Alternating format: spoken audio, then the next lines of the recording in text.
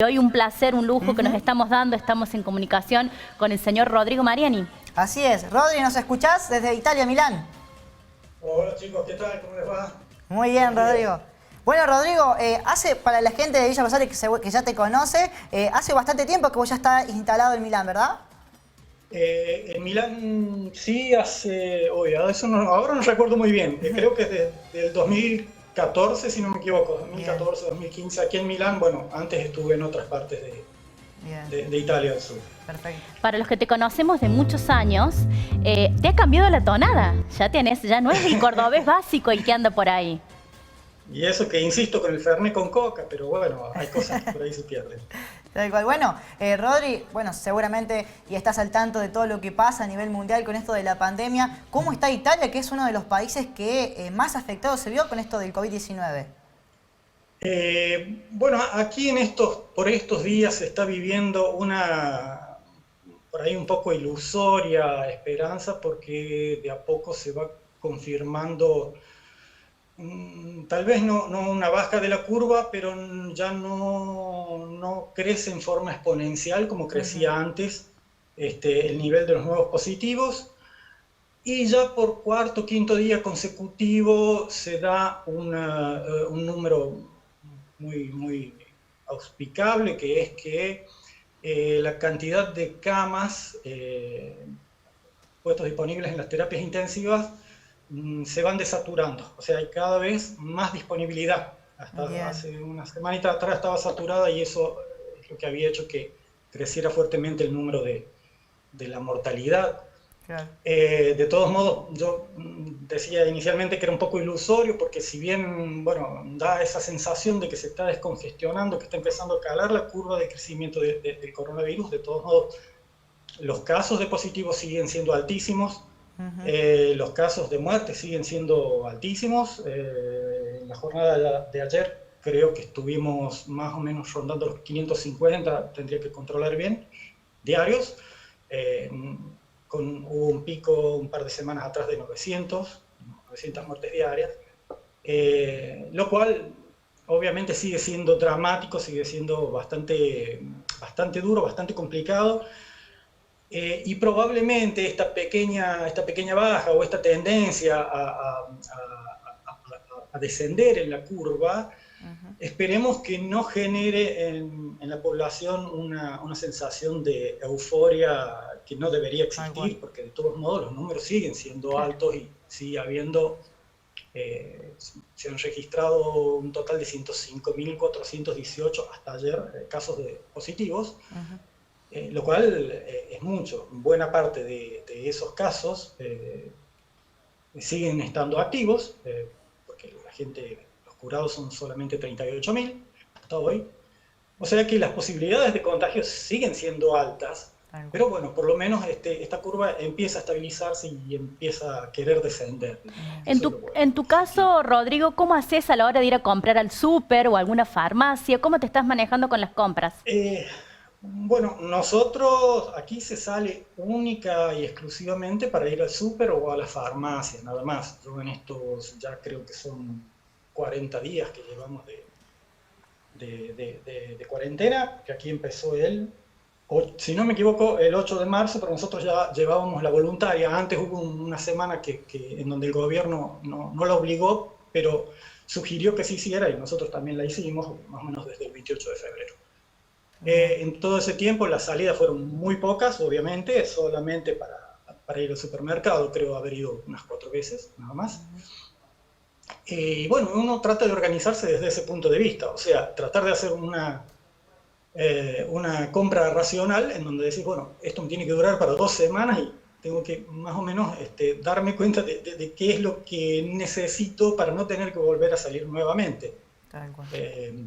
Ese es el día a día, pero bueno, supongo que también ustedes ahora lo estamos implementando. Están acostumbrándose a vivir con esta situación. ¿Y tu trabajo actual es desde casa? ¿Vos podés seguir trabajando desde tu casa?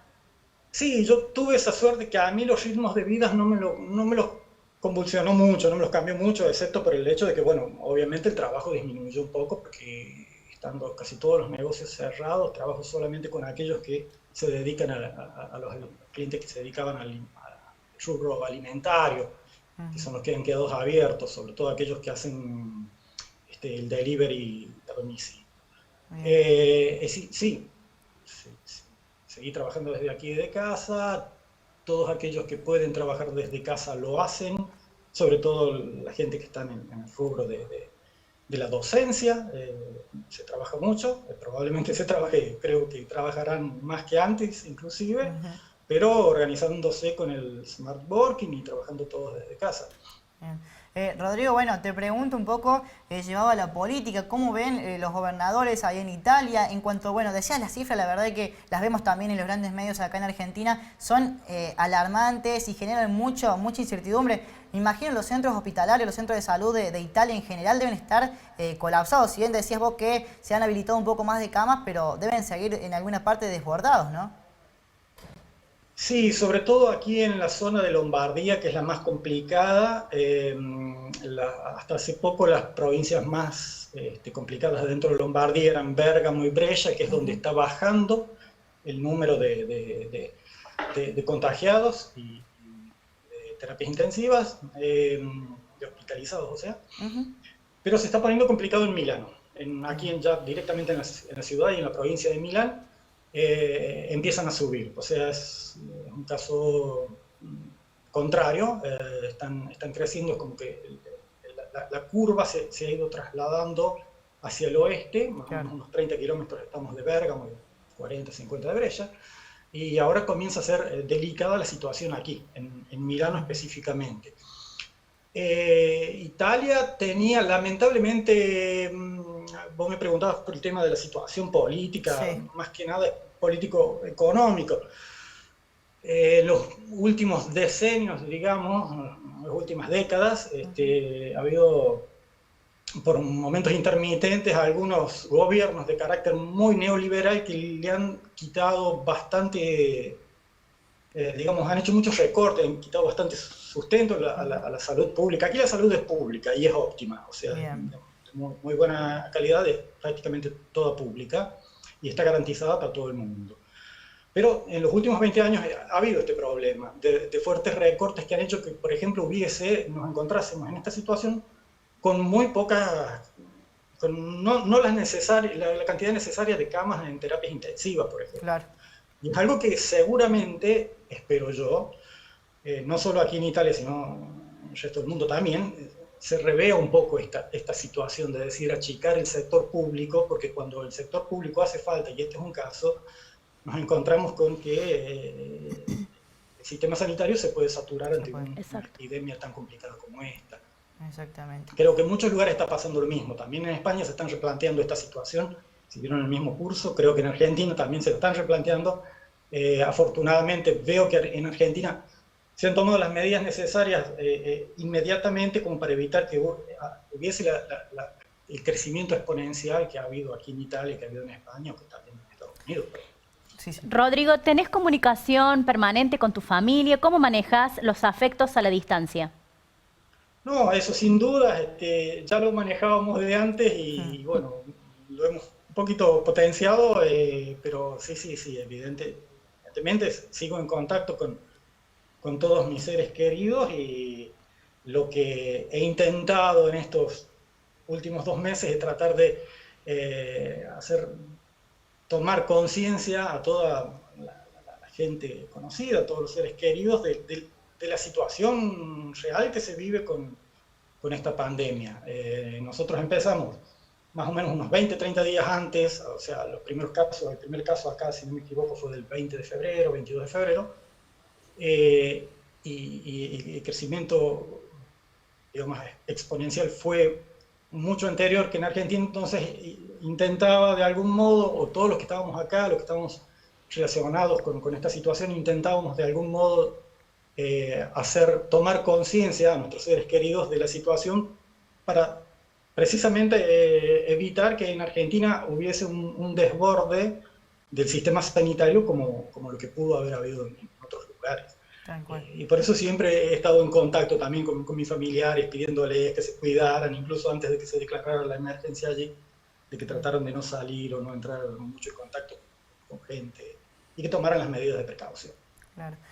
Rodri, bueno, nosotros también tuvimos un diálogo esta semana con otro ciudadano de Villa Rosario que está en España en este caso, y él nos contaba que, por ejemplo, durante la cuarentena en España se dio un caso anecdótico y tenía que ver con la saturación en una de las autopistas, porque durante la cuarentena muchos ciudadanos de Madrid, sobre todo, habían tomado la decisión de irse, de escaparse a las playas a vacacionar o a terminar de pasar el aislamiento en esos sectores. En Milán, en Italia, ¿se ha dado alguno de estos casos similares que la gente por ahí entre el pánico, entre el miedo se desborde y quiera salir hacia otros lugares?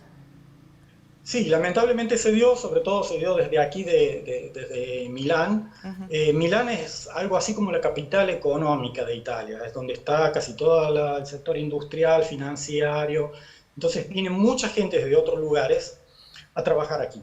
En los primeros días antes de que se declarara la cuarentena, es como que se filtró 1 o 2 días antes la noticia de que el gobierno iba a declarar cuarentena, y buena parte de las personas que estaban aquí, pero que son habitantes, por ejemplo, del sur, que son originarios del sur, pero están aquí por motivo de trabajo, de estudios, hay muchas universidades también aquí, un poco como que fugaron en masa.